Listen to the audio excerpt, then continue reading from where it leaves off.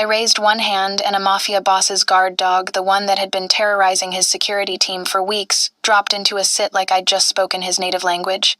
The room went dead silent. 5 men in black suits frozen mid-breath, and the man behind the desk in that yellow suit leaned forward with eyes that looked like they were deciding whether I was useful or dangerous. Hours later, after I'd calmed a dog no one else could touch and accidentally walked into a smuggling operation that could have gotten me killed, he said 4 words to his men that I knew meant my old life was over. Don't let her leave. Thank you for sticking around with me, my wonderful story family. If you're already hooked in for today's story and ready to enjoy it, click subscribe and let me know in the comments where you're watching from, because tomorrow, I will be giving you another story just as interesting as this one, and you don't want to miss it. Now let us begin.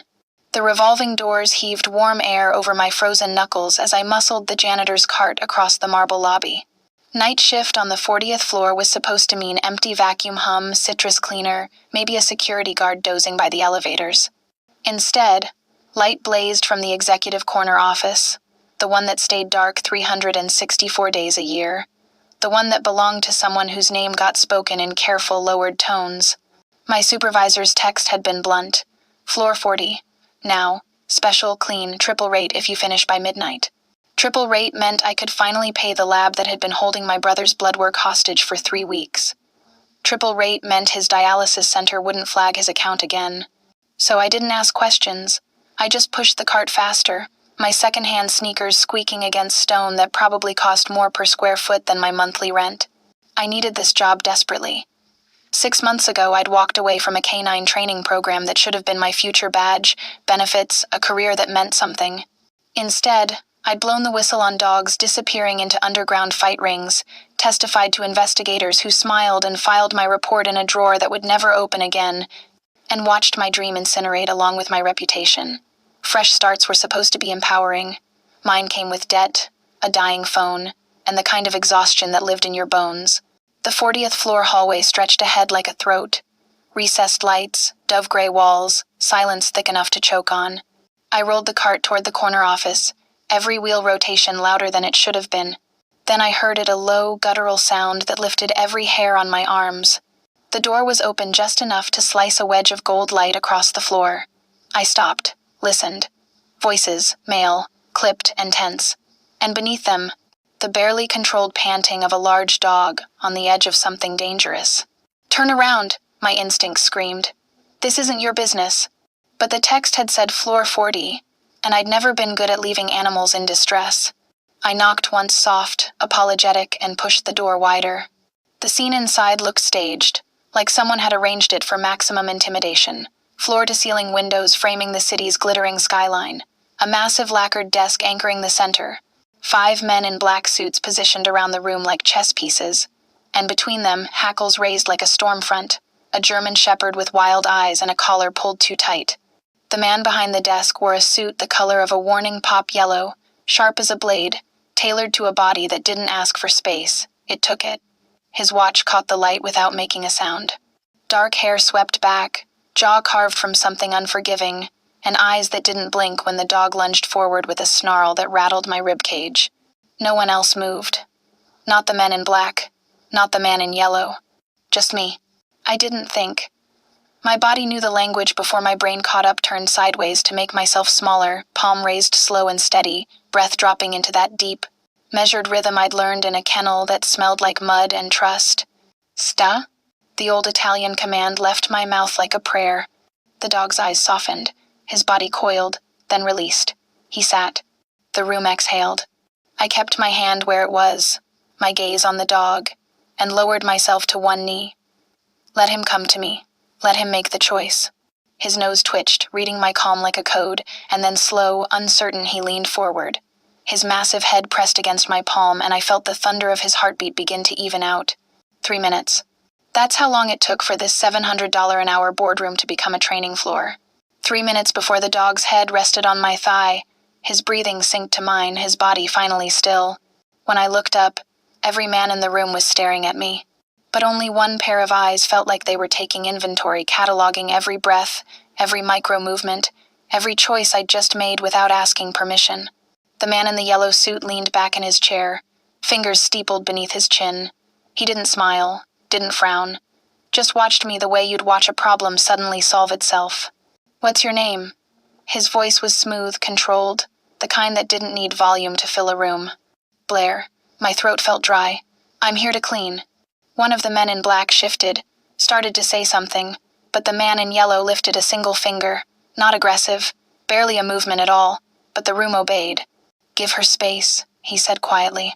The dog's ear twitched at his voice, but he didn't move from my lap. I ran my hand along his neck, felt the tension still coiled in his shoulders. The faint tremor that told me this wasn't aggression, it was fear wearing a snarl as armor. What's his name? I asked, my voice steadier now. Ares. Of course. God of War. He's not aggressive, I said, still stroking the dog's fur. He's overstimulated. Something's been setting him off. The man in yellow tilted his head just slightly. You can tell that in 3 minutes? I can tell that in 3 seconds.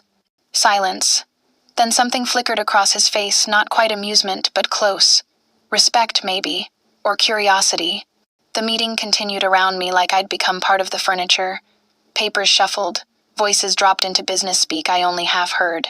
I stayed on the floor with Ares, my maroon sleeve a focal point for his eyes. My breath, the metronome that kept him grounded. It wasn't until the city outside turned from gold to deep blue that the room finally cleared. Men filed out in pairs, their glances sliding over me like I was a ghost they weren't sure they'd seen. The man in yellow stayed. He rose slowly, adjusting his cuffs with the precision of someone who controlled every detail of his world, walked around the desk, stopped 3 feet away, close enough that I could smell something expensive and woody, a scent that felt like power bottled and sold. You're not a cleaner, he said. I met his eyes. Tonight I am. What are you the other 6 nights? I didn't answer. Couldn't afford to. He crouched down slow, deliberate until we were eye level. Ares' tail gave a single thump against the floor, but he didn't leave my side. I'm Brookshire Blum, he said, as if the name should mean something. It did. I'd heard it whispered in the break room, seen it on the building directory in letters twice the size of anyone else's. Owner. Executive. The kind of man whose signature moved money and people with equal ease. Congratulations, I said, because I didn't know what else to say. His mouth curved not quite a smile, but something sharper. Ares hasn't let anyone touch him in 3 weeks. My head of security wants to retire him. My vet wants to medicate him. And you walk in with a mop bucket and have him purring in under 5 minutes. Dogs don't purr. You know what I mean. I did. And I knew where this was going before he said it. Blum straightened, looked down at me with an expression that wasn't quite a request. I need someone who can do that again. Tomorrow night, in front of people who matter. I'm not a trainer, I said quickly. Not anymore. Then what are you? Broke. Desperate. 1 missed shift away from eviction. Someone who needs to finish cleaning this floor before midnight, I said instead, starting to stand. His hand moved not to stop me, just to gesture. One of the men in black appeared in the doorway like he'd been summoned by thought alone. Marco, Blum said, his eyes still on me. Miss Blair won't be cleaning tonight? My stomach dropped. Wait, she'll be working for me instead. The words hung in the air like a contract I hadn't signed. I started, but he was already moving toward the desk, pulling out a slim folder, the kind that looked expensive even closed. You walked into my office, calmed a dog no one else could touch, used commands I haven't heard since my father was alive. He slid the folder across the desk toward me. That makes you either very lucky or very interesting. I'm betting on the latter. I didn't touch the folder. Didn't move. I can't. Your brother's in renal failure, Blum said, and the floor tilted beneath me. University hospital dialysis 3 times a week, insurance lapsed 2 months ago. You're covering costs out of pocket, falling behind, and his name's on a transplant list that's 57 people deep. My blood turned to ice. How do you... I know things, he said simply. It's what keeps me breathing. He opened the folder himself, turned it so I could see. A check, already filled out. More zeros than I'd seen in one place in my entire life. 2 days, he said. That's all I need. Stabilize Ares before a meeting that matters. If you succeed, this check clears. Your brother gets moved to a private center that takes cases like his, and you walk away clean. And if I fail? His smile was cold. You won't. I stared at the check. At the number that could change everything. At the trap that smelled like salvation. Why me? I asked, forcing myself to look at him instead of the money. There are professional trainers, people with credentials. I don't need credentials, Blum said quietly. I need someone Aries trusts.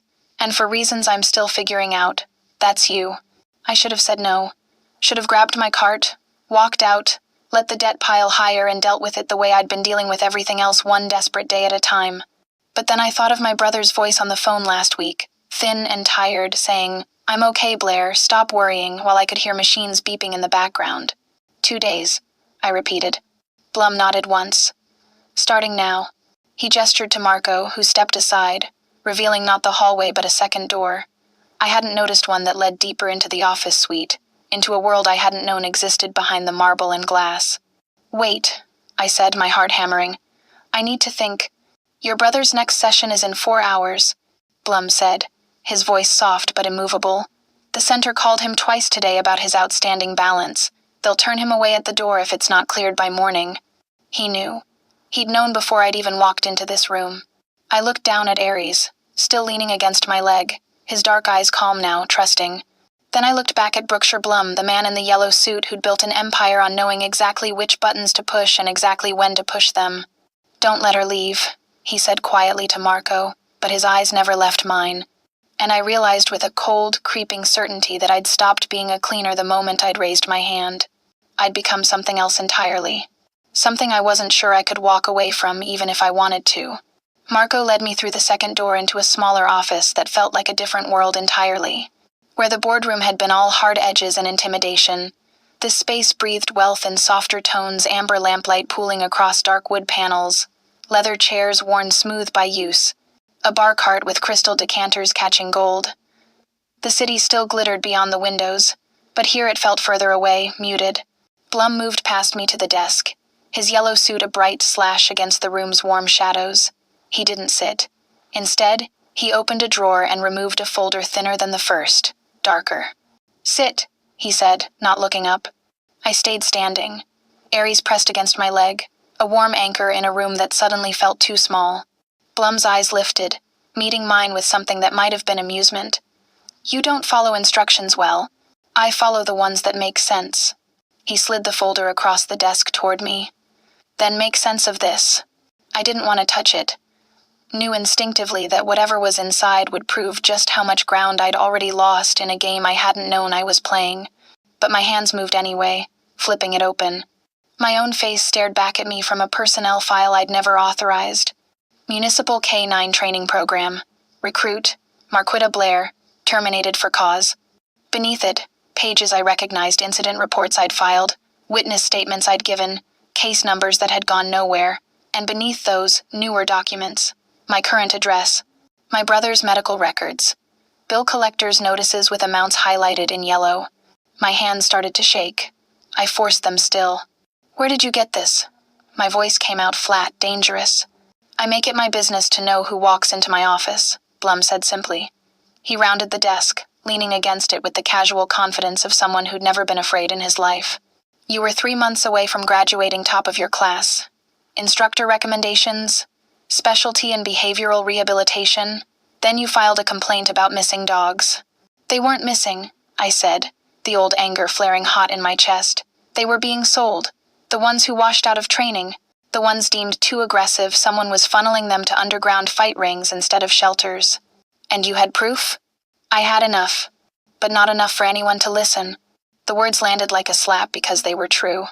I'd had photographs of transport vans, license plates, testimony from a kennel worker who'd disappeared a week after talking to me. I'd had everything except the one thing that mattered, someone willing to act on it. "You cost yourself a career," Blum said, his tone almost curious, "for dogs that were already considered disposable." "They weren't disposable." I met his eyes, didn't blink. And I'd do it again. Something shifted in his expression, recognition maybe, or the way you'd look at a mirror that showed you something unexpected. "That's why you're here."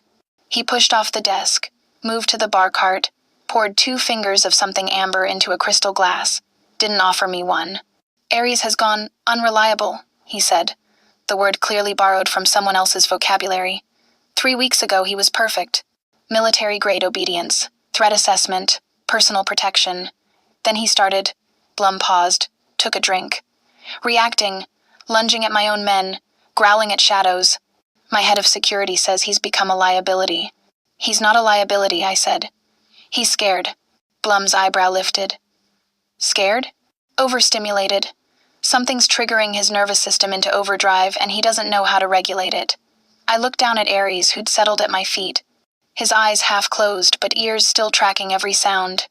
It's not aggression, it's panic. Can you fix it? The question hung between us like a blade. Fix implies he's broken, I said carefully. He's not, but I can help him find baseline again if... I stopped, weighing how much leverage I actually had. None, probably, but I tried anyway. If you let me do it my way. Which is? No prong collars. No shock devices. No corrections that use pain as punishment. Blum's eyes narrowed slightly. You want to coddle a guard dog? I want to build trust instead of fear. I held his gaze. Fear makes a dog reactive. Trust makes him reliable. You want reliable, don't you? For a long moment he didn't answer. Just studied me like I was a contract he was considering signing, weighing clauses, looking for loopholes. I need him stable in 48 hours, Blum said finally. I have a sit-down with someone who matters. Someone who'll read weakness the way sharks read blood. If Aries is volatile, the meeting is over before it starts. Who? Silvio Lupo. The name hit me like cold water. I knew that name. Had seen it in case files I wasn't supposed to have accessed, linked to the same pipeline I'd tried to expose. The ghost behind the dog-fighting rings that had cost me everything. My face must have shown something because Blum's expression sharpened. You know him. I know of him. My throat felt tight.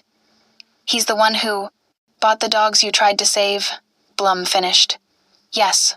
The room tilted slightly. This wasn't coincidence. Couldn't be. Why would you meet with him? I asked. Because he owns things I need, and I own things he wants. Blum's tone made it clear that was all the explanation I'd get. The sit-down happens Thursday midnight. Aries needs to be a statue. Can you do that? I thought about my brother, about the machines that kept him breathing, about the number on that check still sitting in the other room, about dogs I'd failed to save and one I might still help. 2 months' bills, I said. That's what you offered. Plus your brother's transfer to Riverside Medical. Private room, top-tier nephrologists, transplant list expedited. Blum set his glass down with a soft click. Results first, then payment. And if I can't deliver? His smile was cold. Then work, results first. It wasn't an answer. It was a dismissal of the question entirely. Fine, I said. But I need 48 hours minimum, a quiet space where he feels safe, and no one interfering with my process. Now, Blum said, ignoring everything I'd just said. He moved to the door, pulled it open. Marco, clear the executive floor. No one comes up without my authorization.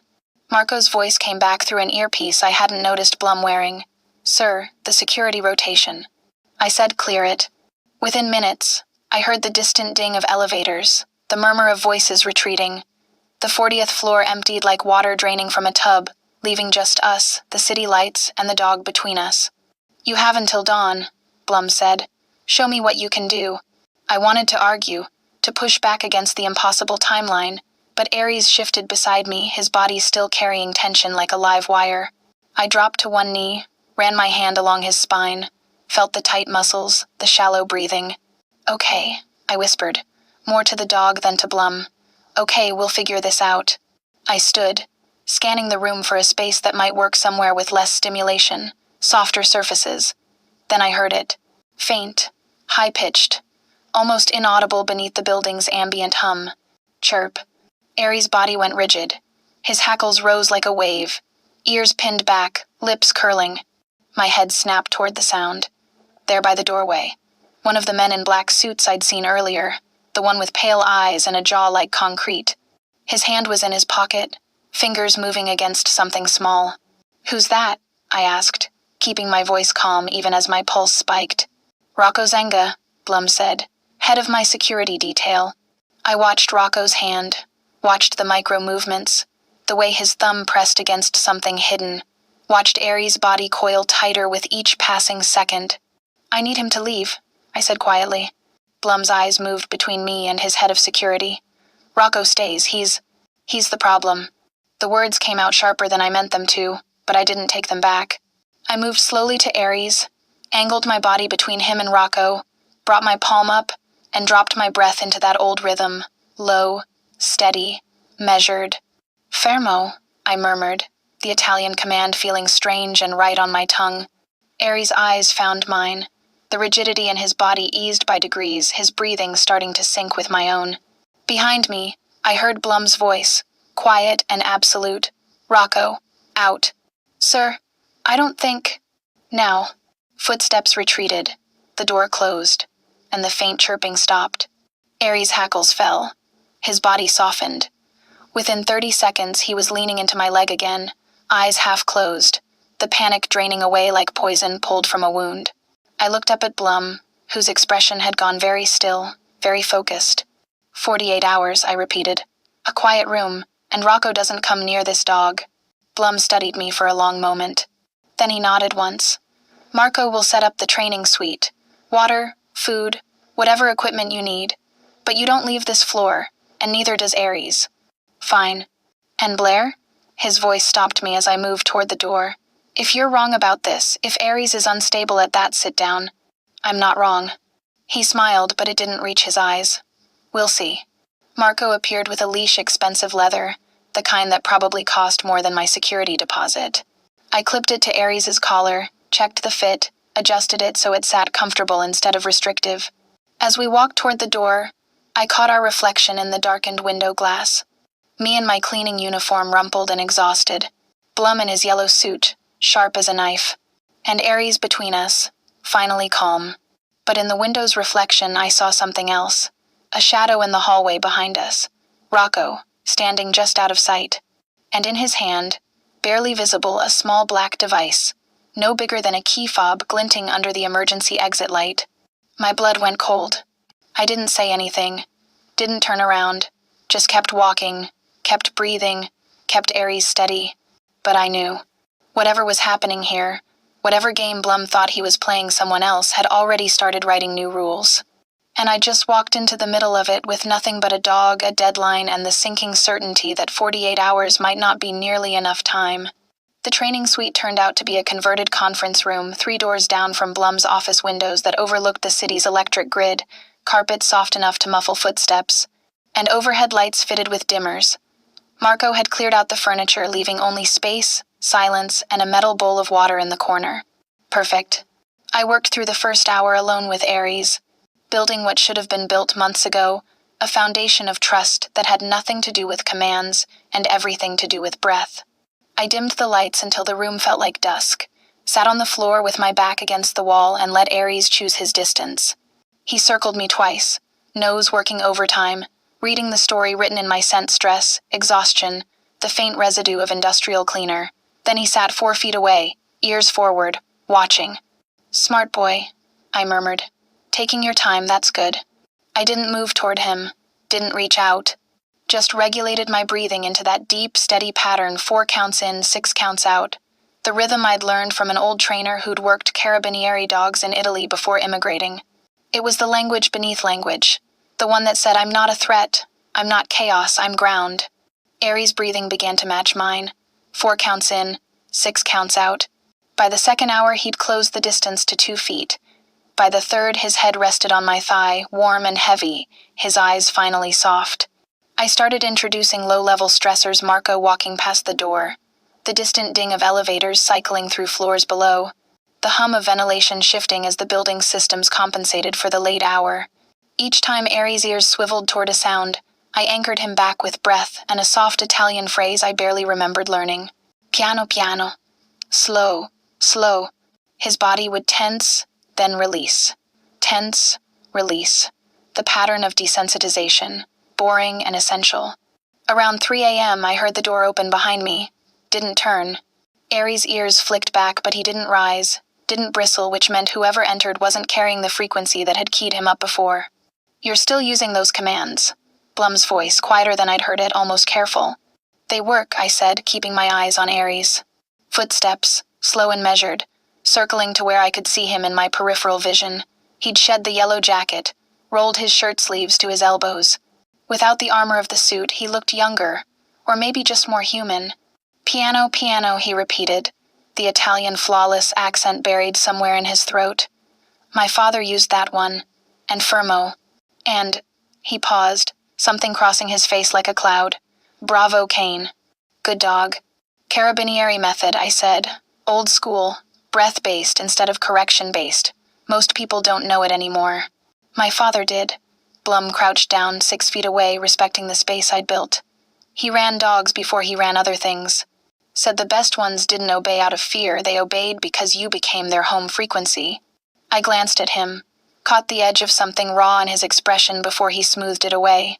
What happened to him? I asked, even though I knew I shouldn't. Someone he trusted put a bullet in him. Blum's tone went flat, factual. Loyalty without competence is just waiting to be weaponized. I didn't know what to say to that, so I just nodded and brought my attention back to Ares, whose eyes had tracked the entire exchange like he was reading a language we didn't know we were speaking. Bravo, Kane, I whispered, and Ares' tail gave a single thump against the carpet. Blum stood, and for just a moment his mask cracked wide enough that I saw grief underneath, old and carefully contained. Then he straightened his cuffs and the wall came back up. Keep working, he said. I'll have food sent up. He left before I could respond, the door closing with a soft click that felt heavier than it should.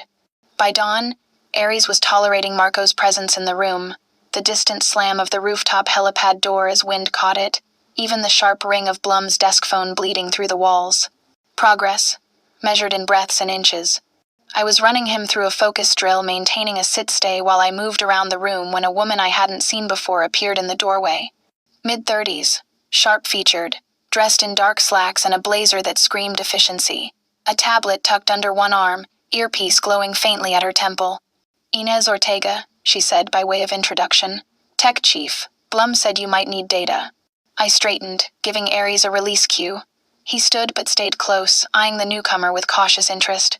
Data on what? On when Ares started going sideways. She pulled up a screen on her tablet, turned it so I could see. Logs, timestamps, incident reports. I ran the building's RF spectrum analysis for the past month. Most of it's normal. Wi-Fi, Bluetooth, cellular. But look at this. She zoomed in on a graph that spiked in sharp, irregular intervals. Each spike corresponded with a timestamp I recognized from Blum's incident report dates when Ares had lunged, snarled, gone volatile. High-frequency emissions, Inez said. Above 20 kilohertz. Humans can't hear it, but dogs. Dogs can, I finished, my stomach sinking. And it would feel like needles in their nervous system. Exactly. She swiped to another screen. The emissions are localized. Same floor, same proximity radius to wherever Ares was stationed. Can you trace the source? Her expression darkened. That's the problem. It's not stationary, it moves, like someone's carrying it. I thought of Rocco's hand in his pocket, the faint chirp, the way Ares had gone rigid on command. Can you prove it? I asked. Not without catching them in the act. Inez glanced over her shoulder, then lowered her voice. But if you're asking whether someone on Blum's security team is sabotaging his dog, I'd bet my clearance on it. She left before I could press further, her heels clicking away down the corridor like a countdown. I found Rocco an hour later in the hallway outside the training suite, leaning against the wall with the bored posture of someone who'd been standing watch too long. His pale eyes tracked me as I approached, expression unreadable. Blair, he said, my name flat in his mouth. Rocco. I moved past him toward the break room I'd seen Marco use earlier, deliberate and unhurried. As I passed, I let my shoulder bag swing wide, the strap catching on Rocco's jacket pocket. Sorry, I said, stopping to untangle it. The collision was gentle, barely noticeable, but in the half-second of contact, something small and hard tumbled from his pocket, bounced once against the tile. A black device, no bigger than a car key fob, matte finish, single button on top. Rocco's hand shot out, snatched it up before I could fully register what I'd seen. His jaw tightened, eyes going cold. Careful, he said quietly. My bad. I offered an apologetic smile that didn't reach my eyes. Long night. He pocketed the device, his posture shifting into something more alert, more dangerous. You should get some rest. Blum's expecting results, not excuses. Good thing I don't make excuses. I walked away, pulse hammering. The image of that fob burned into my memory. Small, black, single button. Exactly the kind of device that could emit a high-frequency pulse. Exactly the kind someone could use to make a perfectly trained dog look uncontrollable. By the time the city turned gold with morning, I'd run Aries through another desensitization cycle, fed him, checked his body language for stress markers. He was calmer, more grounded. Not perfect, but functional. Blum found me in the training suite just after 8, looking like he hadn't slept. His yellow jacket was back on, but his tie hung loose, his expression edged with exhaustion that made him seem less like a crime boss and more like a man running out of time. "Talk to me," he said, no preamble. "He's responding. Give me the full 48 hours and he'll be solid." "And Rocco?" I hesitated, weighing how much to say. "Your tech chief found something. RF emissions that line up with Aries' incidents." Blum's expression went very still. "Source?" "Mobile. Someone's carrying it." "And you think it's Rocco?" "I think someone wants Aries to look like a liability, so you'll replace him." I met his eyes. "Who benefits from that?" Blum was quiet for a long moment, his gaze distant, calculating. "Lupo," he said finally, "if I walk into that sit-down without Aries, I walk in without my best read on threats. Lupo knows that. So Rocco's working for him." "Rocco's worked for me for 6 years." "Loyalty without competence," I said, echoing his own words back to him. "Or maybe competence turned toward the wrong employer." Something dark flickered across Blum's face, not surprise, but recognition. He'd already suspected. I'd just confirmed it. "I'll handle Rocco," he said. "Don't." The word came out sharper than I meant. "Not yet. If you move on him now, whoever else is in Lupo's pocket goes underground. Let me finish with Aries first. Then you'll have leverage." Blum studied me, and I saw something shift behind his eyes, respect maybe, or the recalculation of what I might be worth beyond my ability to calm a dog. "You think like someone who's been burned before," he said. "I think like someone who learned that the loudest threat isn't always the real one." He nodded slowly. "Skill makes loyalty worth something," he said, almost to himself. "My father used to say that. You can buy loyalty, but skill has to be earned and then kept sharp." Sounds like he was a smart man. "He was." Blum's voice went quiet. "Until trust made him careless." He left without another word, and I stood there in the empty training suite with Aries at my side, the city waking up beyond the windows. I was about to run another drill when I spotted something in the corner trash bin. A small metallic cartridge, the kind that might hold a compressed gas or a battery. I fished it out, turned it over in my palm. Manufacturer's stamp on the side. Ultrasonic Systems, Limited. Proof. I pocketed it, pulse quickening. Then my phone buzzed in my pocket, a number I didn't recognize. A message I didn't want to see. I pulled it out, hands suddenly cold. A photo filled the screen. My brother, walking out of the dialysis center, thin and tired, his jacket pulled tight against the cold. The angle was close, invasive. Taken today, maybe an hour ago. Below it, a single line of text. "Make the dog stand down at the dock tonight, or he runs out of luck." The phone almost slipped from my hands. I stared at the message, at my brother's face, at the implicit threat wrapped in 15 words. Aries nudged my leg, sensing the spike in my heart rate, the way my breath had gone shallow and fast. I forced myself to inhale. 4 counts, exhale, 6 counts. But my hands wouldn't stop shaking. Somewhere in this building, someone was watching. Someone knew exactly where my brother was, exactly how to hurt me, exactly how to turn my skill into a weapon against the man who'd just started to trust me. And I had less than 12 hours to decide what that was worth. I didn't tell Blum about the text. Not immediately. Instead, I spent the next 3 hours running Aries through precision drills in the training suite, my hands steady even as my mind spun through scenarios, each one worse than the last. The photo had been taken this morning, which meant someone had been watching my brother in real time, which meant they could get to him whenever they wanted. Make the dog stand down at the dock tonight. The dock, tonight, a meet I wasn't supposed to know about, with Lupo, the man who'd built an empire on the backs of dogs nobody wanted and people nobody would miss. Aries nudged my hand, pulling me back to the present. I'd frozen mid-cue, my breathing gone ragged. He pressed his nose into my palm, grounding me the way I'd been grounding him. "Good boy," I whispered. "Bravo, Kane." The door opened. Marco, his expression professionally blank. "Mr. Blum wants you in his office. Bring Aries." Blum's desk looked like a paper storm had touched down and decided to stay. Invoices, shipping manifests, contracts, all spread in overlapping layers across the lacquered surface. 3 men in suits clustered around it, voices sharp with disagreement. I recognized one, Inez, tablet glowing in her hands, her expression tight with frustration. Rocco stood by the window, arms crossed, watching everything with those pale, calculating eyes. Nobody looked up when I entered. To them, I was still the cleaner background noise in a human suit. "The northern route adds 2 days," one of the suits said, stabbing a finger at a map. "We can't afford that kind of delay." "The southern route goes through Lupo's territory," another countered. "You want to hand him visibility on our movements?" "He already has visibility. The question is whether we're stupid enough to pretend otherwise." Blum sat behind the desk, fingers steepled beneath his chin, silent. His yellow jacket was sharp against the chaos, his expression unreadable. When he noticed me, he gave the slightest nod acknowledgement without welcome. I moved to the edge of the room, Ares at heel, and tried to become invisible again. The argument continued: routes, timelines, risk assessments. Business speak that barely concealed the kind of cargo they weren't naming out loud.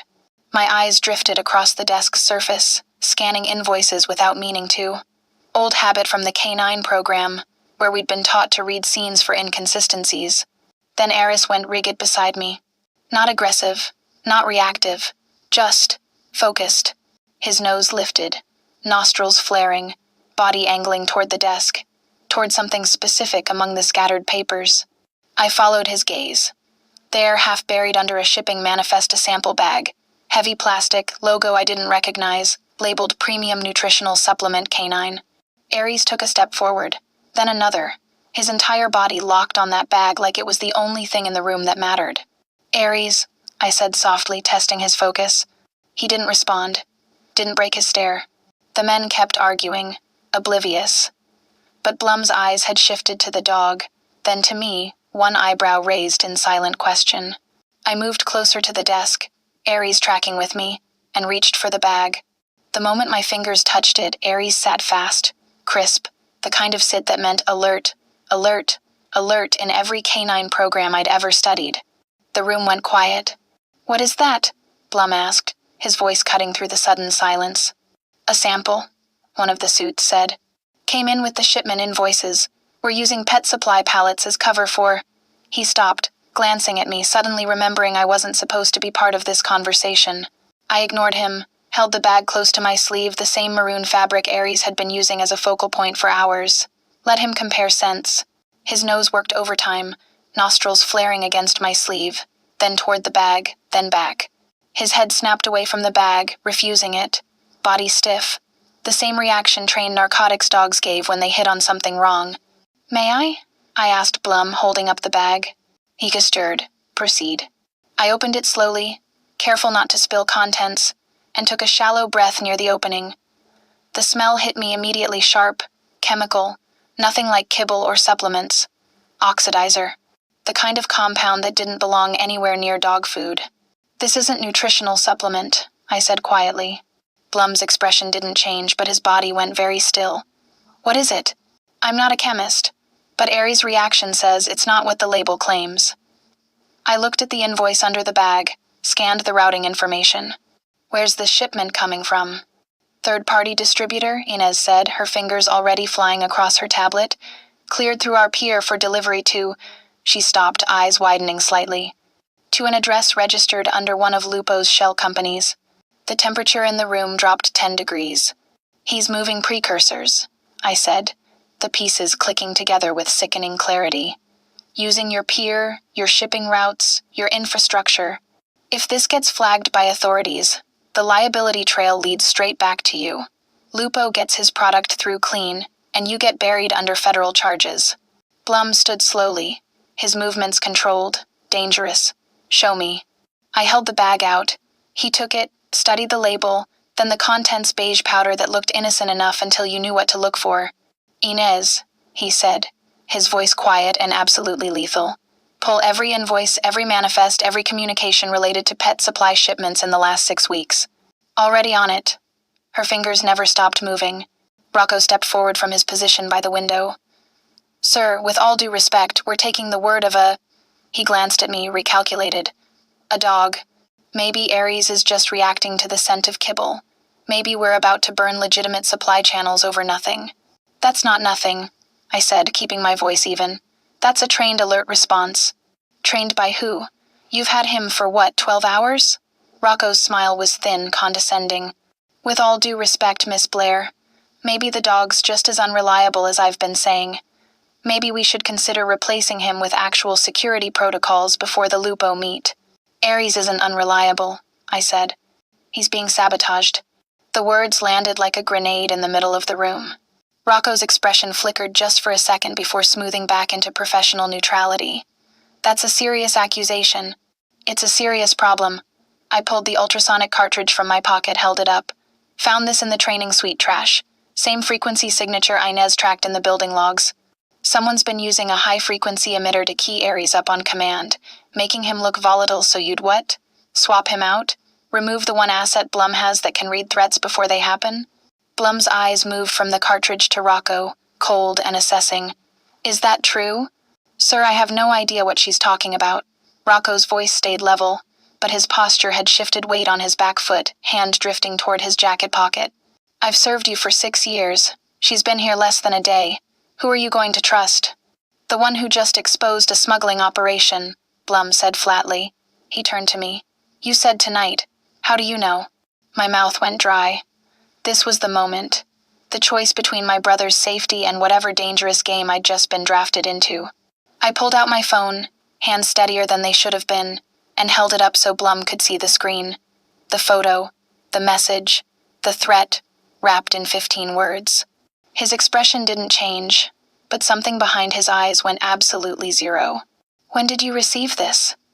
His voice was soft, controlled, the kind of quiet that preceded violence. 4 hours ago. And you didn't tell me? I'm telling you now. Blum took the phone from my hand, studied the image, the angle, the timestamp. Then he looked at Rocco with an expression that could have stripped paint. Get out, he said. Sir? Now. Rocco hesitated, his jaw tight, then turned and walked out. The door closed behind him with a click that sounded like a trap springing shut. The room exhaled. Blum handed my phone back, his movements precise, controlled. Your brother's at University Hospital, Dialysis Wing, Building C. How do you... I'm having him moved. Within the hour. New facility, different name, security detail that doesn't answer to anyone but me. He pulled his own phone from his pocket, typed something fast, sent it. Done. My throat tightened. Why would you... Because Lupo just showed me his hand, and it's weaker than he thinks. Blum's eyes met mine, hard and certain. He's betting I won't risk the meet, that I'll walk in without Aries, without my read on the room, and he'll have the advantage. But he's wrong. You want to go ahead with it? I couldn't keep the disbelief out of my voice. They threatened my brother. They're moving illegal compounds through your pier. This is a setup, which is why we're going to control it. Blum moved around the desk, closed the distance between us until I could see the gold flecks in his dark eyes. You wanted conditions. Here they are. No torture tools, no pain-based methods. No one touches your brother. Agreed? And in exchange? You do what you do best. You make Aries a weapon I can use without firing a shot. He glanced at the dog, who sat calm and focused at my side. Can you teach him to alert on those pallets? To mark them in a way that's undeniable? I thought about it: scent discrimination, target training, the precision work I'd done with narcotics dogs in the program. Yes, but it'll take time. You have until midnight. That's impossible. Then make it possible. Blum's voice dropped, dangerous and certain. Or we both lose.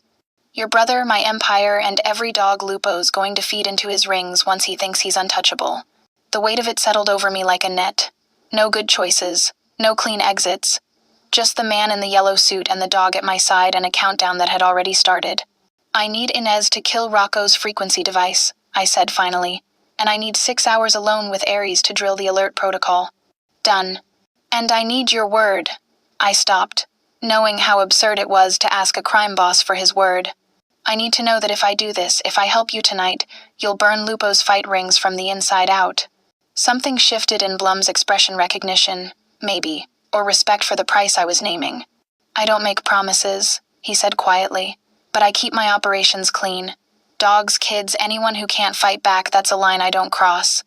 Lupo crosses it every day. He held out his hand. So yes, we do this my way tonight, and Lupo's rings burn. I looked at his hand steady, scarred across the knuckles, the hand of someone who'd built an empire on calculated violence and precise control. Then I shook it. 6 hours, I said. Then we go to the dock. Blum's smile was cold and sharp as a blade. Then let's teach a dog to dismantle an empire. The garage level smelled like concrete and motor oil, the kind of cold that settled into your bones and stayed there. Fluorescent lights buzzed overhead, casting everything in harsh white. Marco had cleared a section of the loading bay, stacked wooden pallets in configurations that mimicked what we'd find at the pier, some marked with the Pet Supply logo, others blank. 6 hours to teach a dog something most K9 units spent 6 weeks perfecting. No pressure. I'd brought 3 samples down with me. The contaminated kibble bag, a clean pet food sample for contrast, and a towel I'd rubbed across my maroon sleeve until it carried my scent signature Aries anchor point, the smell that meant safety, focus, home. Aries circled the pallets, curious but controlled. His body language was calmer than it had been 24 hours ago, but there was still tension in his shoulders, a coiled readiness that said he hadn't forgotten the chirp, the panic, the way his own nervous system had been weaponized against him. Okay, I said quietly, crouching down to his level. New game. I held out the contaminated sample, let him sniff it thoroughly, his nostrils flaring as he cataloged the scent profile. Then I stood, moved to the nearest pallet, and tucked the bag behind it. Circa, I said. Search. Aries' head came up, ears forward. He moved toward the pallets, nose working in that methodical sweep train detection dogs used, low, systematic, covering every inch. When he hit the contaminated scent, his body went still. I waited. Didn't cue him. Let him make the choice. He sat. Bravo! The word came out sharp with triumph. I jogged over, produced a high-value treat from my pocket, real chicken, the kind that made his eyes light up and rewarded him instantly. Bravo, Kane, bravo. We ran it again. And again. Each time I hid the sample in a different location, each time Aries found it faster, his sit more crisp, more certain. By the second hour, I started shaping the behavior I actually needed. When he sat at the target pallet, I waited 3 seconds, then gave a new cue, a subtle hand signal. Palm down, small downward press. Plant, I murmured. Aries held the sit, his gaze locked on the pallet like it was the only thing in the universe that mattered. Not looking at me for approval, not breaking focus. Just there, a living arrow pointing at the problem. Good, I breathed. Perfetto. Then came the harder part. I needed him to mark the pallet physically, something visible, undeniable, that couldn't be dismissed as a dog just sitting randomly. I brought out a target stick, the kind used for nose-touch training, and worked on getting him to tap specific spots with his nose. It took 40 minutes of patient repetition before he understood. Sit at the pallet, hold the stare, then a light nose, tap against the wood when I gave the check cue. Tap. Not a scratch, not a paw, just his nose, gentle and precise, making contact. By hour 4, he was running the full sequence like he'd been doing it his whole life. My hand signal barely visible, just a slight angle change in my fingers would trigger the sit stare. My breath pattern 4 counts in, 2 counts hold would keep him locked, and the whispered check would produce that perfect nose, tap, right where I pointed. You're a physicist in a dog suit, I told him, running my hand along his spine. You know that? His tail wagged once, slow and satisfied. Inez found me during a water break. Aries sprawled at my feet, tongue lolling. She carried a small black device, Rocco's fob, or something that looked exactly like it. Lifted it from his jacket while he was in the bathroom, she said, holding it up like a trophy. Told Blum I needed to run diagnostics. He approved. Can you kill it? Better. I can make him think it's working. She popped the casing open, revealing a circuit board and a tiny speaker. I'm pulling the ultrasonic emitter and replacing it with a dummy cartridge.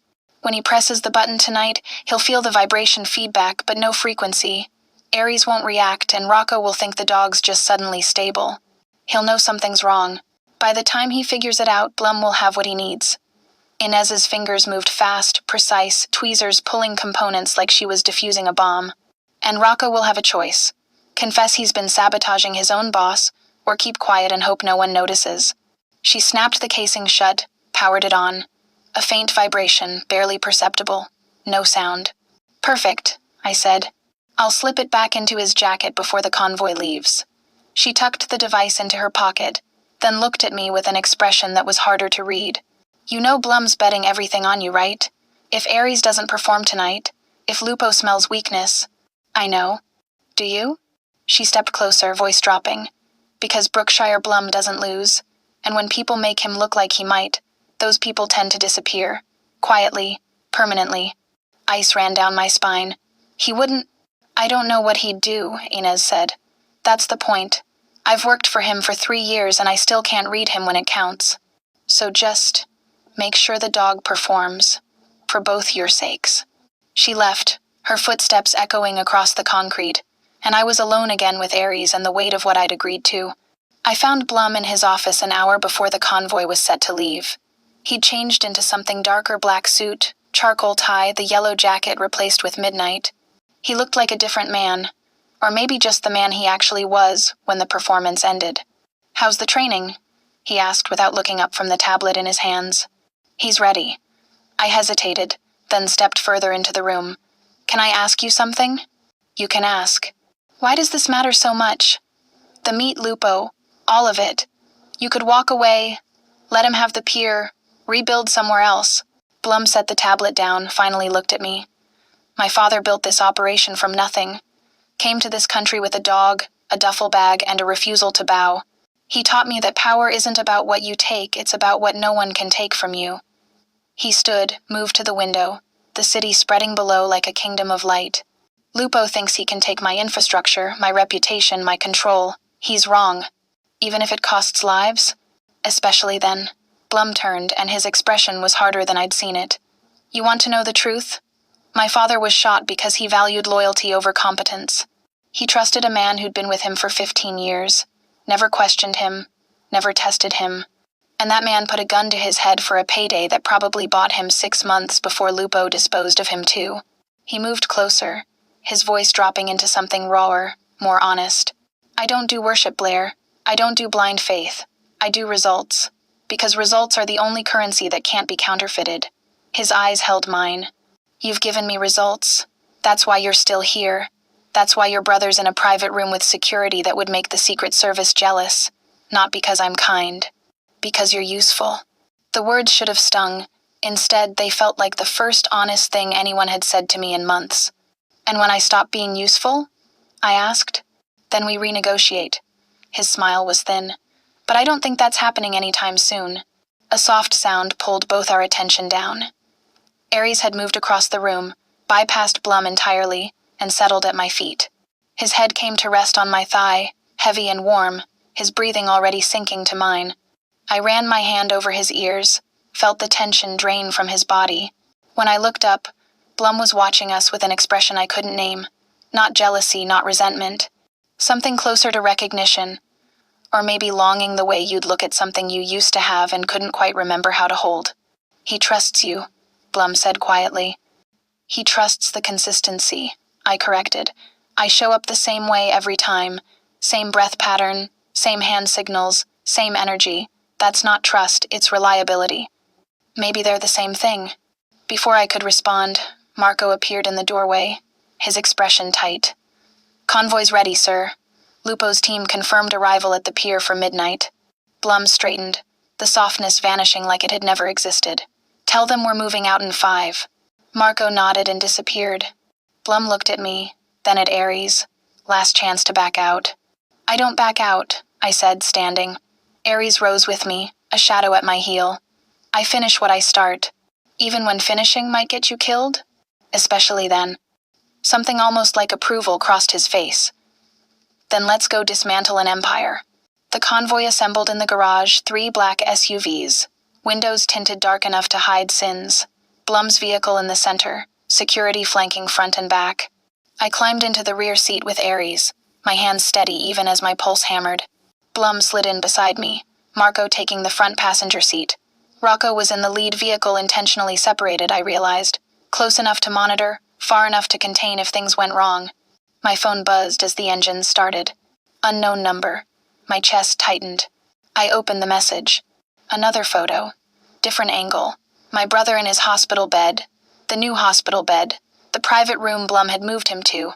Taken within the last hour. Below it, 3 words that turned my blood to ice. Midnight. Don't forget. I stared at the screen, the city starting to slide past the windows as the convoy pulled out. They'd found him. Already. In the secure facility, behind the security detail, under Blum's protection. Which meant Lupo's reach was deeper than we'd thought. Which meant tonight wasn't just a power play. It was a trap we were driving straight into, and my brother was the bait.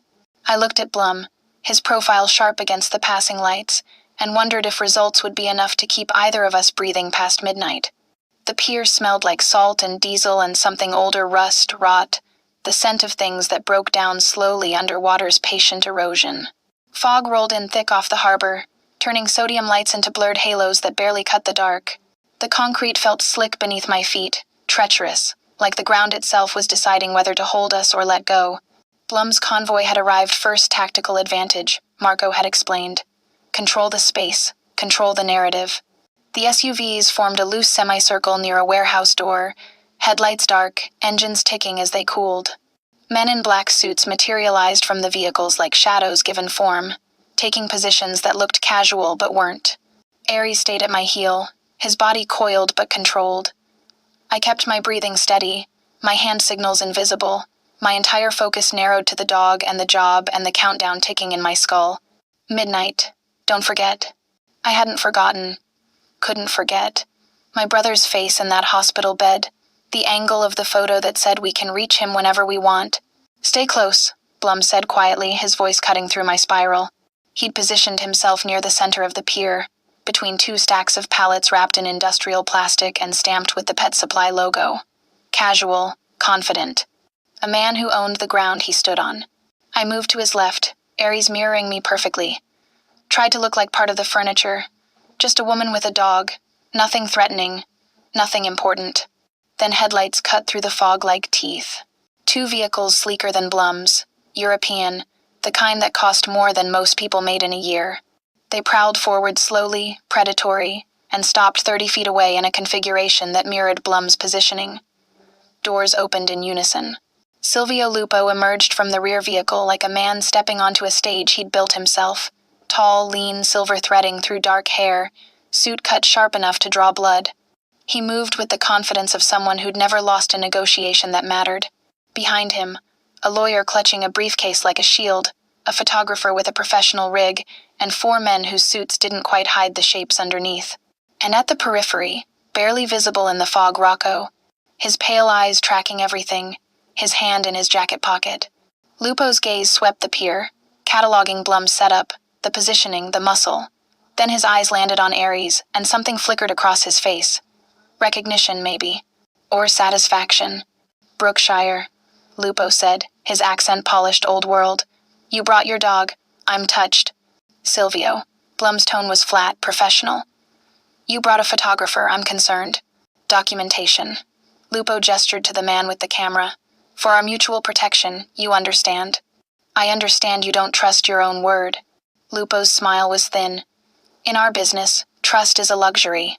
I prefer evidence. The lawyer stepped forward, opened his briefcase, began arranging papers on the hood of one of the cars.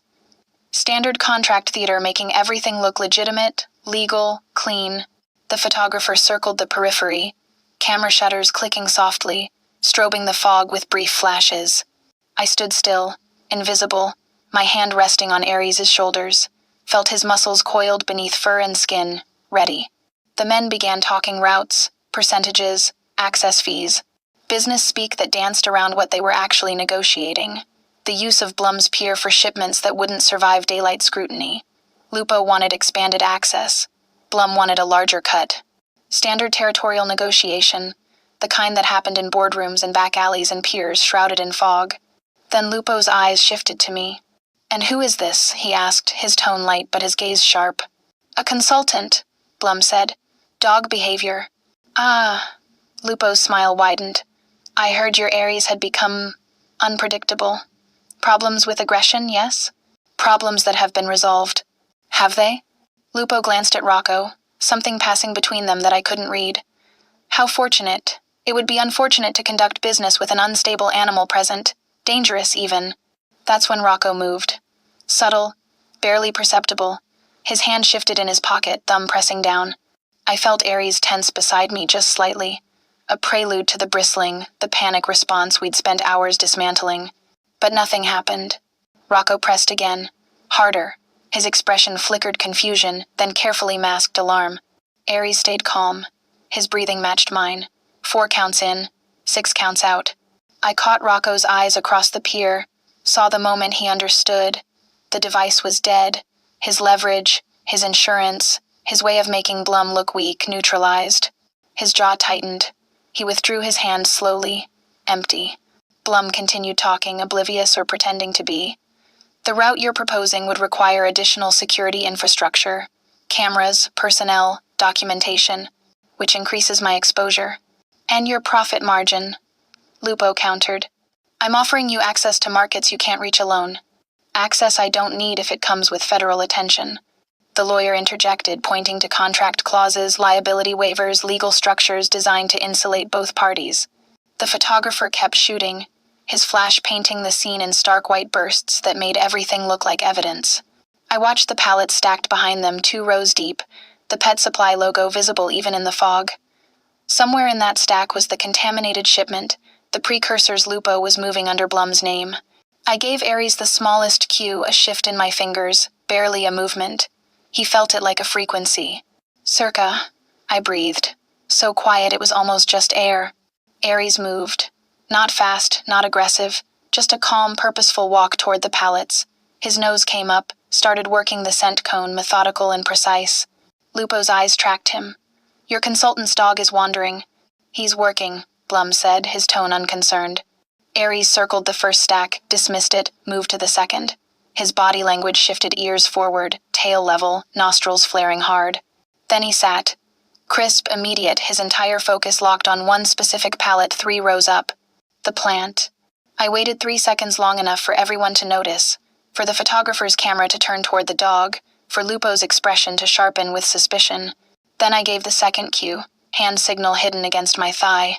Check, I whispered. Aries rose smoothly, closed the distance to the pallet, and touched his nose to the wood once, precise, gentle. The tap of a scholar marking a discovery. Then he sat again, gaze unbreaking. The pier went quiet. What is he doing? Lupo asked, his voice too controlled. Indicating, I said, speaking for the first time. That pallet, something's wrong with it. Blum turned to Marco. Open it. That's not necessary, Lupo said quickly. His lawyer stepped forward, hand raised. These are sealed shipments, proprietary contents. The contracts specify my right to inspect any cargo moving through my infrastructure. Blum's voice was ice over steel. Marco, open it, now. Marco signaled to one of the security team. A forklift rumbled to life somewhere in the warehouse, yellow metal emerging from the fog like a mechanical beast. It rolled forward, forks sliding beneath the target pallet, lifting it free from the stack. The straps came off with sharp cracks. The photographer's camera went into overdrive, shutters strobing like a heartbeat. The pallet's side panel tore open. White powder spilled out, not loose but compressed into industrial cakes wrapped in clear plastic. Chemical compound, industrial grade, labeled in Cyrillic I couldn't read. Not pet supplies. Not even close. The lawyer went pale. Lupo's expression stayed smooth, but his body language shifted, weight on his back foot, calculating exits. Blum stepped forward, picked up one of the cakes, examined it in the sodium light. Ammonium perchlorate, he said quietly. Oxidizer. Precursor compound for industrial explosives. He looked at Lupo with eyes that could freeze blood. Moving through my pier, under cover of dog food, with contracts that would make me liable for every gram. I have no knowledge, Lupo started. You have cameras? Blum interrupted. And a lawyer, and documentation, all designed to prove I authorized this. He dropped the cake back onto the pallet. Except now I have proof you planted it. He pulled out his phone, typed something fast, sent it. Within seconds, phones around the pier started buzzing. Lupo's men, the lawyer, even the photographer. That was my legal team filing an immediate breach report with the Port Authority, Blum said, his voice soft and absolutely lethal. Along with footage from my security cameras showing your vehicles delivering these specific pallets. By morning, every contract between us is void. Your accounts with my financial networks are frozen, and your name is flagged in every customs database I have access to. Lupo's smile was thin, dangerous. You just made yourself very interesting, ragazzo. I made myself untouchable. Blum stepped closer, and despite being shorter, despite Lupo's obvious muscle advantage, he somehow owned the space between them. You tried to frame me, sabotage my security, and leverage my infrastructure for trafficking. That's not business. That's war. And you just lost the first battle. For a long moment they stared at each other, two apex predators, realizing the hierarchy had shifted. Then Lupo turned, gestured sharply to his men. They retreated to the vehicles in tight formation, the lawyer scrambling to collect papers, the photographer shooting final frames like he was documenting a crime scene. This isn't over, Lupo said, pausing at his car door. It is for tonight. Blum's tone left no room for negotiation. Lupo's vehicles pulled away, headlights cutting through fog, engines growling into the distance. The pier exhaled. I felt my knees start to shake, adrenaline crashing now that the performance was over. Ares leaned into my leg, grounding me. Blum turned, his expression unreadable. Good work, he said simply. Then his eyes shifted past me, scanning his own men, counting. Where's Rocco? He asked, his voice gone quiet and dangerous. Marco's head snapped around. He was just... But Rocco was gone. Vanished into the fog like he'd never been there. Move, Blum said, already heading toward the vehicles. Now! We piled into the SUVs, engines roaring to life, headlights blazing. The convoy peeled out, tires screaming against wet concrete. We'd barely cleared the pier when headlights bloomed ahead, too many, too bright, positioned in a line that looked less like traffic and more like a barricade, like bars across a cage. Marco cursed, hands tight on the wheel. We've got a problem. Blum's jaw tightened. Drive through it. Sir, I said drive. The headlights grew closer, brighter, and I realized with cold certainty that winning the negotiation had only triggered the real trap. And we were driving straight into it. Marco didn't slow down. The SUV's engine roared as he aimed straight at the line of headlights. And for one surreal moment I thought we might actually punch through sheer momentum and armored plating against whoever was stupid enough to stand in our way. Then the headlights shifted. Not cars. Vans. Commercial vehicles positioned in a staggered formation that would shred our tires and crumple our front end if we hit them at speed. Hard left, Blum's voice cracked like a whip. Marco yanked the wheel.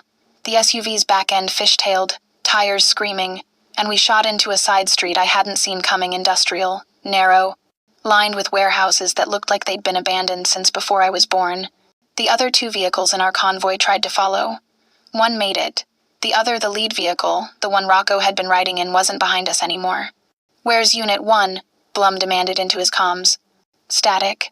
Then a voice, tight with adrenaline. Cut off, sir. 3 vehicles boxing us in, we're...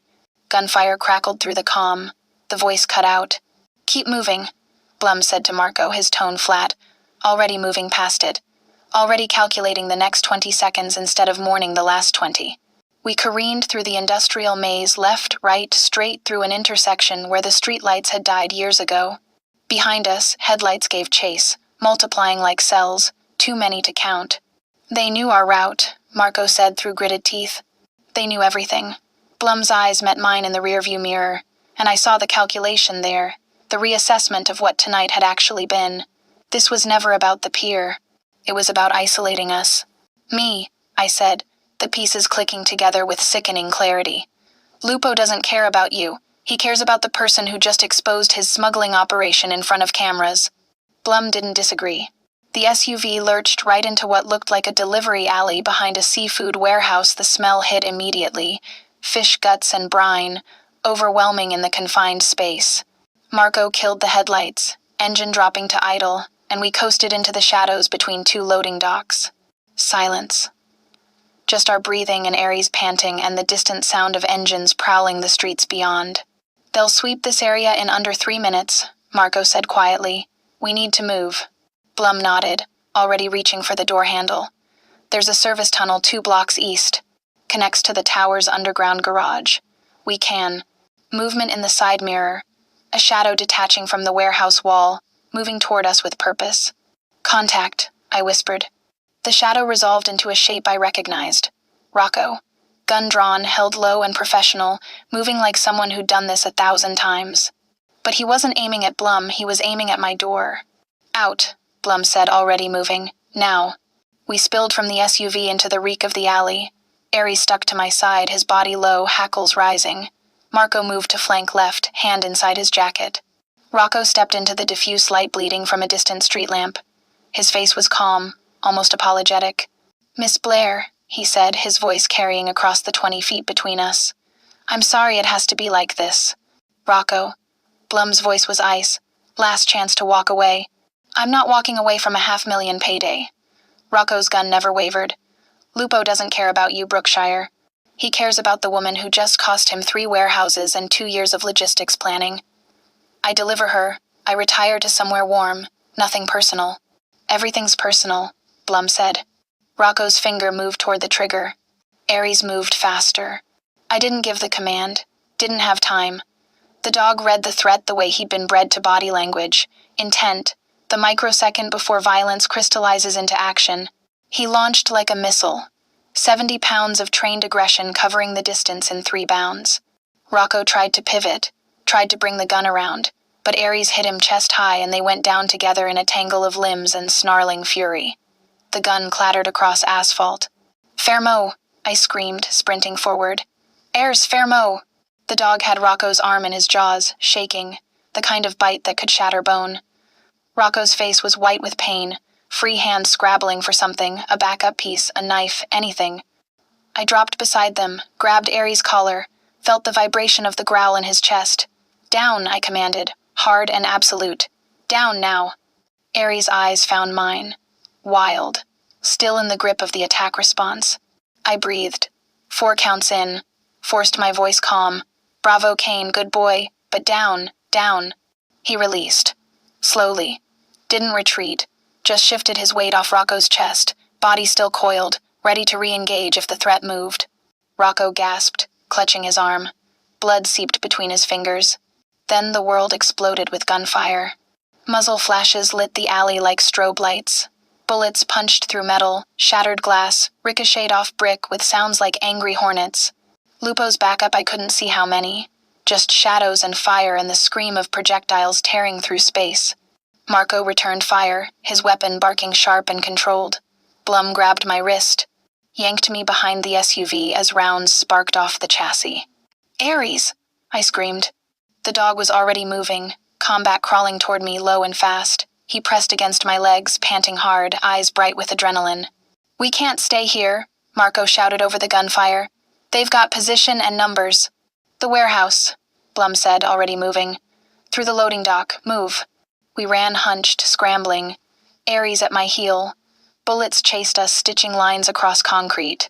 I felt one pass close enough to displace air against my cheek, a hot whisper that said almost.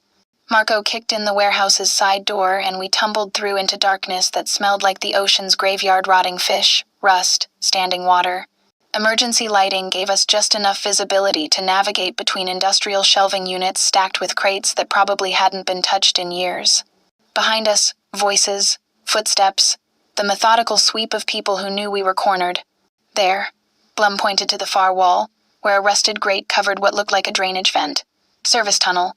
Connects to the municipal system, runs under 4 blocks, comes up in our building's sublevel. "That grate hasn't been opened in 20 years, Marco said. "Then we make history." Sirens wailed in the distance, too close, too fast. Someone had called this in before the shooting even started. "They set this up," I said, lungs burning. "Called the cops, forced us into a kill zone. When we emerge, we're either dead or arrested for a shootout in an industrial zone. Which is why we're not emerging anywhere they expect." Blum was already at the grate, hands wrapped around rusted bars. Marco joined him. Together they hauled, muscles straining, metal shrieking in protest. The grate gave. Barely. Just enough gap for a person to slip through if they didn't mind losing skin. "You first," Blum said to me. "I'm not." His hand closed around my wrist, grip like iron, eyes absolutely cold. "You listen to me, or you die. Those are your options. Choose." I looked at that black tunnel mouth, at Aries panting beside me, at the approaching footsteps and the sirens getting louder. I chose. I squeezed through the gap, Aries following with a grace that made me jealous. The tunnel was worse than I'd imagined. Low-ceilinged, water-slicked, smelling like things that had died and been forgotten. But it was dark. It was shelter. It was not here. Marco came through next. Then Blum, pulling the grate shut behind us just as flashlight beams swept the warehouse interior. "This way," Blum whispered, hand finding my shoulder in the dark. "Stay close." We moved through the tunnel by feel and faith. One hand on slimy walls, feet splashing through water that I tried not to think about. Aries' nose worked overtime, processing scents I couldn't imagine, occasionally nudging me left or right when my trajectory wandered toward obstacles. Time warped. Could have been 5 minutes or 50. Just darkness and breathing and the distant sound of pursuit that might have been real or might have been my imagination painting threats in every echo. Then Aries stopped. His body went rigid, a different kind of tension, not threat, but discovery. "What is it?" I whispered. His nose pointed up. Ceiling. A seam I could barely see even now that I knew to look for it. Blum moved past me, hands exploring the ceiling. "Service hatch," he murmured. "Marco, boost." Marco laced his fingers together. Blum stepped up, shoved hard. Metal groaned, then gave. Gray light spilled down artificial, fluorescent.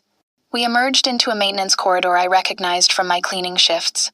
Tower sub-level, pipes overhead, concrete floor, the hum of HVAC systems that never stopped breathing. We'd made it. I pulled myself out of the tunnel, helped Aries up, then just stood there shaking. Reaction finally hitting, adrenaline crashing. The weight of how close we'd come to dying settling over me like ice water. Blum's hand found my shoulder again. "You're okay. My brother is still secure. I've had teams checking in every 15 minutes. He's safe." "For how long?" My voice cracked. "Lupo just tried to kill us. He knows where my brother is. He knows I'm the reason his operation is burning. He won't stop." "No," Blum agreed. "He won't." Marco was already on his comms, calling for secure transport, scrambling protocols I didn't understand. His voice was calm, professional, like we hadn't just crawled through hell's drainage system. I looked at Blum, his suit ruined, his face smudged with something dark, his eyes still calculating, still 3 moves ahead. "I'm the target now," I said. "Not you, me." "Yes." "So what happens next?" His expression was unreadable. "We go upstairs, we debrief, and we make sure Silvio Lupo understands that taking a shot at what's mine comes with a cost he can't afford." "What's mine?" The words should have sounded possessive, threatening. Instead, they sounded like a promise, or maybe a vow. The service elevator dinged open. We stepped inside 3 people, 1 dog, all of us smelling like death and seawater and cordite. As the doors closed and we ascended toward the 40th floor, I caught my reflection in the polished metal, hair wild, face pale, maroon coat torn at the shoulder. I looked like someone who'd survived a war. I felt like someone who'd just realized the war was only beginning. And somewhere in this city, Lupo was watching, waiting, planning his next move against the woman who'd cost him everything. The elevator climbed higher. The dog leaned against my leg, and I knew with absolute bone-deep certainty that I'd crossed a line tonight that had no way back across it. I belonged to Bloom's world now, whether I wanted to or not. The 40th floor felt different at 4 a.m., emptier, colder, like the building itself had exhaled and forgotten to breathe back in. The windows framed a city of cold constellations, lights that burned without warmth, distant and indifferent to the violence that had just carved through the night. I stood in Blum's office, still dripping tunnel water onto expensive carpet, Aries pressed against my leg like he was afraid I'd disappear if he stopped touching me. Marco had vanished to coordinate security sweeps. The other men, the ones who'd survived, were scattered across the floor, checking perimeters, running threat assessments, doing whatever it was that kept empires from crumbling when someone tried to dynamite the foundation. Blum stood at the window, his back to me, phone pressed to his ear. His voice was too low to hear, but I caught the cadence sharp, precise, the tone of someone issuing orders that would have consequences I couldn't begin to map. When he ended the call, he didn't turn immediately, just stood there, silhouette against the city, and I realized he was giving me space to speak first, or maybe giving himself space to decide what happened next. "I lied to you," I said, the words scraping out of my throat like gravel. "Earlier, the text about my brother, it wasn't the first one." Blum turned slowly. His expression was unreadable, but his eyes were sharp, focused. "How many?" "3. The first came right after I started working with Aries. Just a photo, no message. Then the second one with the thread about the dock. Then tonight, My voice cracked. They found him at the new facility. The secure one you moved him to. They sent proof. I pulled out my phone, hands shaking, and held up the image. My brother in his hospital bed, IV lines snaking from his arm, face pale and tired, completely unaware he was being watched. Blum crossed the room in 3 strides, took the phone, studied the image with the kind of focus that made my skin prickle. Timestamp? 2 hours ago, while we were at the pier. Which means they had advanced positioning, knew where he'd be before we even moved him. He handed the phone back, pulled out his own. Inez, I need a full audit of the Riverside transfer protocol. Someone inside the chain leaked location data. Find them. He ended the call, made another. David, Brookshire, I need a clinical transport, priority alpha. Patient relocation under medical alias. Facility TBD. Security detail under Ortega's supervision only. Non-negotiable. I don't care about visiting hours, I care about breathing hours. Move him now. Another call, then another. His voice never rose, never sharpened with frustration. Just cold, methodical execution of problems into solutions. By the 5th call, I realized what I was watching. A man who'd built an empire on the understanding that power was just speed and precision applied to other people's vulnerabilities. When he finally set the phone down, he looked at me with eyes that had gone flat, evaluative. Your brother will be moved within the hour. Different name, different facility, security team that reports directly to me, no electronic records, no digital trail. If Lupo's people want to find him, they'll have to do it the old way, which gives us time to make sure they don't. Why? The question came out sharper than I meant. Why are you doing this? You're not just anything. Blum moved to the bar cart, poured 2 fingers of something amber, didn't offer me one. You walked into my office, calmed a dog nobody else could touch, exposed a smuggling operation, and survived an ambush that should have killed you. That's not luck. That's competence. And competence is the only currency I value. He took a drink, his jaw tight. I don't save people, Blair. I keep what works. You work. The words should have felt transactional, cold. Instead, they felt like the most honest thing anyone had said to me in years. And when I stop working?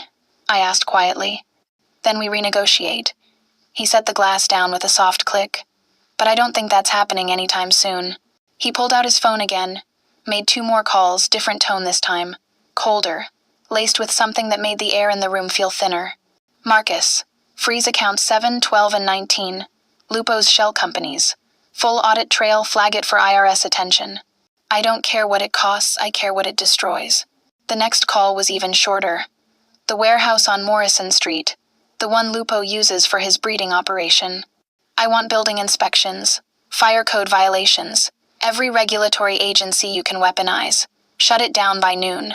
When he ended the call, the city outside seemed darker somehow, like 3 lights had just been extinguished somewhere in the grid. That's 2 of Lupo's fronts, Blum said, looking at me. By morning, I'll have disabled 5 more. Liquidity frozen, operations disrupted, the kind of pressure that makes organizations hemorrhage from the inside out. You're declaring war, I said. No, I'm responding to one. He moved closer, and I saw something raw beneath the control anger, maybe, or something closer to betrayal. Lupo came at me through my dog, through my infrastructure, through you. That's not business, that's personal. And when people make things personal, I make sure they regret the grammar. He paused, jaw working like he was chewing on words he didn't want to say. My empire isn't clean. You need to understand that. Philanthropy wing upstairs, ledgers downstairs. Legal money on one floor, gray area operations on another. I fund children's hospitals and I move cargo that customs would flag. I employ people who need second chances and people who ensure first chances never come for my enemies. He held my gaze, unflinching. I won't lie to you about what I am. I won't sugarcoat the kingdom you just walked into. But I also won't let Silvio Lupo or anyone else hurt what's mine without consequences they can't survive. I'm not yours, I said, but the words felt hollow even as I said them. Aren't you? His voice was soft, dangerous. You're standing in my office wearing my protection, with your brother alive because I made it so. You're using skills I value, operating in a world I control, and making choices that bind you closer to me with every passing hour. He gestured to Ares, who'd settled at my feet, breathing synchronized to mine.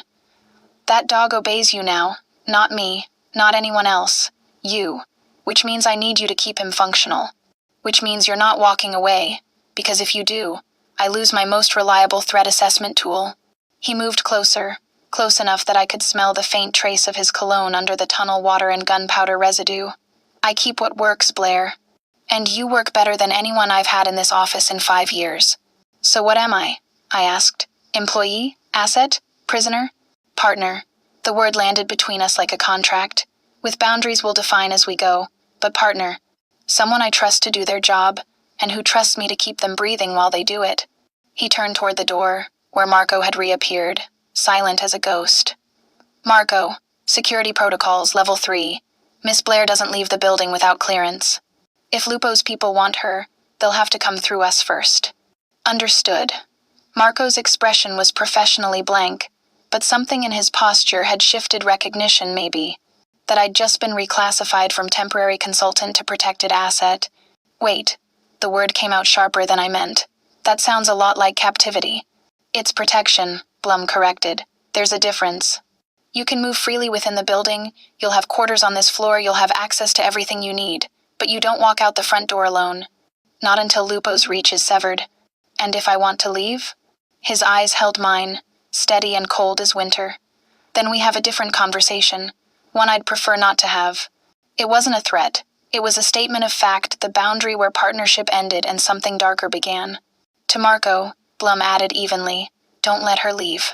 The words hung in the air, familiar now. The same words he'd spoken that first night when I'd calmed Ares and everything changed.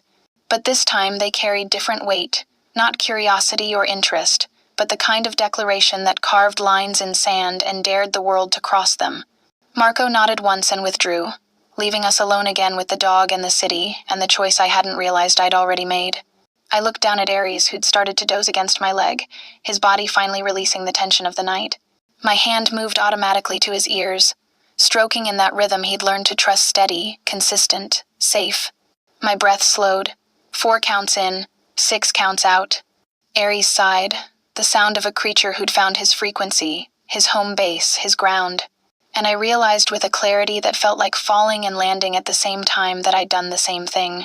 I'd walked into Blum's office 2 days ago for a paycheck, and walked out of a tunnel tonight as something else entirely. Someone who knew how to survive in a world where loyalty was currency and competence was the only shield that mattered. I have conditions, I said finally, my voice steady now. Blum turned back toward me, one eyebrow raised. I'm listening. No dogfights. Not ever. Not even for intelligence or leverage or whatever justification you might invent. Agreed. I answer to results, not to fear. You want me functional. You don't use threats against my family as motivation. Your brother's safety is a standing order, not a negotiation tactic, Blum said. Next? I'm not killing anyone. I'm not asking you to. His expression softened slightly. I have people for that. You're here because you make the dog work, and the dog makes me work. That's the arrangement. I nodded slowly, feeling the weight of it settle the choice, the partnership, the line I was standing on between the life I'd had and the life I was walking into. Okay, I said. Then we do this my way. No pain, no fear, just breath and trust and results. Blum's smile was slight, but genuine. Then we'll need a bigger leash. Ares sighed again, the room's metronome, and somewhere outside the windows the city began its slow turn toward dawn, cold and distant and utterly indifferent to the vow that had just been spoken in a tower above it. I was Blum's now.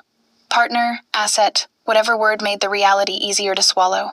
And somewhere in the dark, Lupo was planning his next move against the woman who'd cost him an empire. But for now, for this moment, I was safe. My brother was safe, and the dog at my feet was breathing in perfect rhythm with mine. It would have to be enough.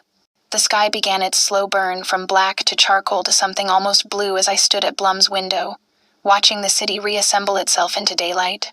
Somewhere out there, garbage trucks were making their rounds. Bakeries were firing ovens. People were waking up to lives that didn't include tunnel escapes and ambushes and deals with men in yellow suits. I envied them.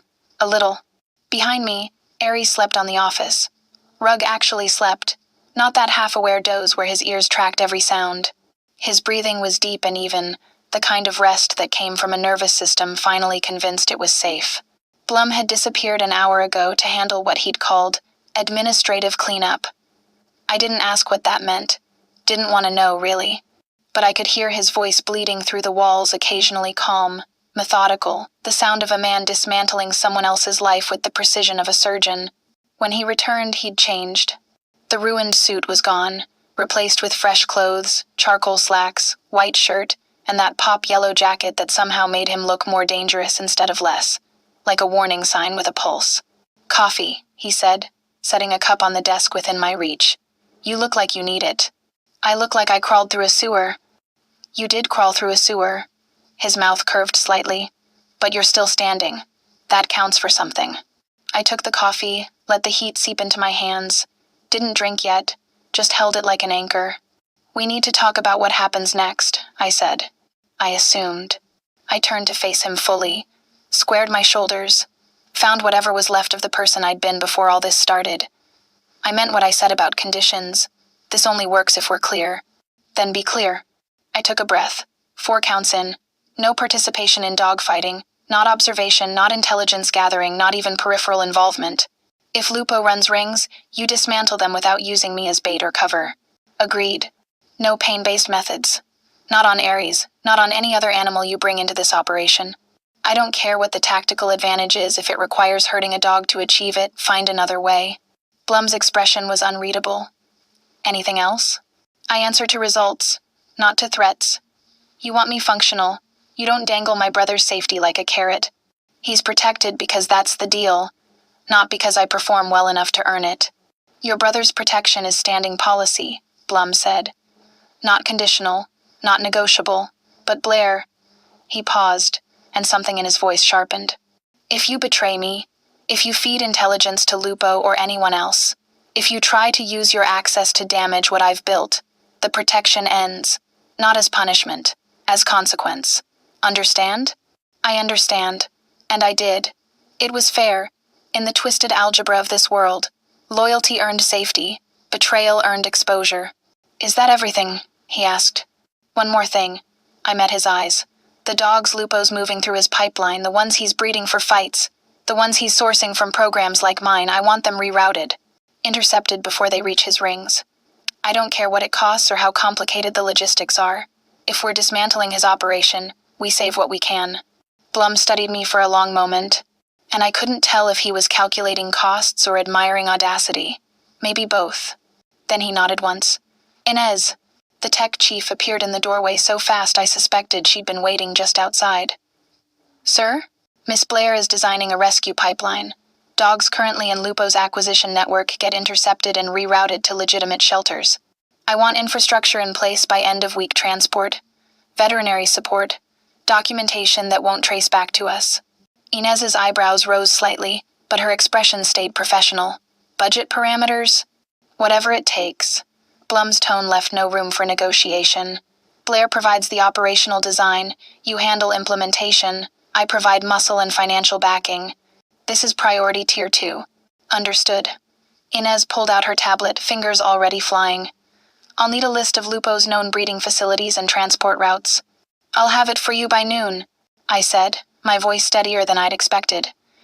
I kept copies of everything I found during the investigation. They told me to delete it. I didn't. Something like approval flickered across Blum's face. Of course you didn't. Inez nodded and withdrew, already typing, already building the skeleton of something that might actually save lives that mattered. What about Rocco? I asked, the name bitter on my tongue. Rocco's in police custody as of 20 minutes ago. Blum moved to the window, hands in his pockets, watching the sunrise paint the glass. Anonymous tip about a security contractor involved in industrial sabotage, complete with documented evidence of the ultrasonic device, testimony from the warehouse ambush, and financial records showing payments from a shell company registered to Lupo. He'll talk, I said. Cut a deal. He'll try. Blum's smile was cold, but the DA receiving his testimony as someone who owes me favors that compound with interest. Rocco will discover that cooperation buys him a slightly smaller cell, not freedom. And Lupo will receive the message loud and clear. I don't kill traitors. I make them irrelevant. It should have felt wrong, the casual manipulation of justice, the precision with which Blum weaponized systems that were supposed to be impartial, but I was too tired to feel moral outrage. Too invested in staying alive to judge the methods keeping me that way. My phone buzzed in my pocket. Unknown number. My heart seized. "It's okay," Blum said quietly, reading my body language. "That's the secure line I set up. Only 3 people have that number." I answered, hands shaking. "Hello? Blair?" My brother's voice thin, tired, but alive. "Where are you? They moved me in the middle of the night, wouldn't tell me anything, and some guy with an earpiece said I'd be hearing from you." "I'm okay," I interrupted, my voice cracking despite my best efforts. "You're okay. That's what matters." "What's happening?" "The nurses won't answer questions, and this place, Blair, this place is nice. Like private floor of a resort nice. I can't afford. It's handled." I swallowed hard against the pressure building in my throat. "Your treatment, the transplant list, everything. It's handled." "How? Did you win the lottery? Rob a bank?" He tried to laugh, but it came out shaky. "You sound weird. Are you in trouble?" "Yes," I thought. "The kind I can't explain and you can't fix." "I got a better job," I said instead. "Contract work. Good pay, good benefits. You're covered." Silence on the other end. Then quietly, "You're lying to me." "I'm protecting you," I corrected. "There's a difference." "Blair? Listen to me." My voice firmed up, found the cadence I used with Aries when I needed him to hear me. "You're safe. You're getting treatment. And I'm doing what I have to do to keep it that way. That's all you need to know right now." Another pause. Then a sigh that sounded older than his years. "Okay, but Blair, whatever you're doing, be careful. I can't lose you too." "You won't," I promised, hoping it was true. "Get some rest. I'll call when I can." I ended the call before he could argue, before my voice could break completely, before the weight of everything I'd just signed away could drag me under. When I looked up, Blum was watching me with an expression I couldn't name. Not pity, maybe understanding, maybe just recognition of what it cost to make choices that kept the people you loved breathing. "He'll be safe," Blum said simply. "I know." And I did. Whatever else Brookshire Blum was, he kept his word. Results over promises, actions over sentiment. Aries stirred on the rug, stretched, then padded over to me, his head pressed against my leg, grounding me the way I'd been grounding him for 2 days straight. I ran my hand over his ears, felt my breathing regulate automatically. 4 counts in, 6 counts out. The sunrise was painting the city in shades of copper and gold now, the skyline coming alive with the promise of a day that would be complicated and dangerous and nothing like the life I'd imagined for myself 6 months ago. But it was my day, my choice, my terms. I looked at Blum, the man in the yellow suit who'd offered me an impossible deal and somehow made it real. "We do this my way," I said, the words feeling like a vow. "No shortcuts, no compromises on the things that matter." His smile was slight but genuine. "Then we'll need a bigger leash." Aries sighed long, content. The sound of a creature who'd finally found his frequency, the room's metronome, the bass line we'd built together out of breath and trust and repetition. The city brightened beyond the windows. Somewhere out there, Lupo was regrouping, recalculating, plotting his next move. But for now, for this moment, we'd won. I'd won. And whatever came next, I'd face it the same way I'd faced everything else, with a dog at my side, breath steady, and the absolute certainty that I was exactly where I was supposed to be. Even if where I was supposed to be was the 40th floor of a tower owned by a crime boss who kept his promises and broke his enemies with equal precision. Blum moved to his desk, pulled out a tablet, began scrolling through what I assumed were the next 20 crises that needed his attention. Marco appeared in the doorway, murmured something about perimeter security and shift rotations. The machinery of Blum's empire kept turning, methodical and unstoppable. And I was part of it now. Not a cog, not a prisoner. A partner with boundaries and non-negotiables and a rescue pipeline that would save dogs Lupo tried to destroy. Aries leaned heavier against my leg, his trust absolute. I stood there in my torn maroon coat, hair still damp from tunnel water, watching the sunrise paint the city in colors that promised nothing and delivered everything.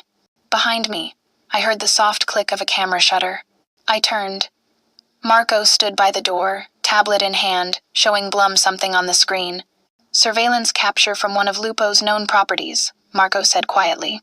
"Time-stamped an hour ago." Blum's expression went cold. He turned the tablet so I could see. A grainy image, a warehouse interior, and a figure I didn't recognize, young, lean, focused, watching a screen that showed footage of me working with Aries at the pier. Frame by frame, The figure was studying my hand signals, my breath patterns, my cues. Learning. Adapting. Preparing. Lupo's not finished, Blum said, his voice flat. He's training a counter. I stared at the image at the stranger who was already studying how to undo everything I'd built, how to turn my own methods into weapons against me. The sunrise suddenly felt colder. Then neither are we, I said, my voice steady despite the ice spreading through my chest. Blum's smile was sharp as a blade. No, neither are we. Ares sighed again, the metronome still ticking, still calm. But the war wasn't over. It had just found new terms. And somewhere in the city below, Silvio Lupo was watching, learning, and preparing to take back everything I'd just helped destroy. The tower stood firm. The dog breathed easy. The man in yellow calculated odds I couldn't see. And I, Blair, the woman who'd come to mop floors and left with an empire's protection wrapped around her like armor, stood at the center of it all, watching the sun rise on a life I'd never asked for and couldn't walk away from. Not anymore. Not ever.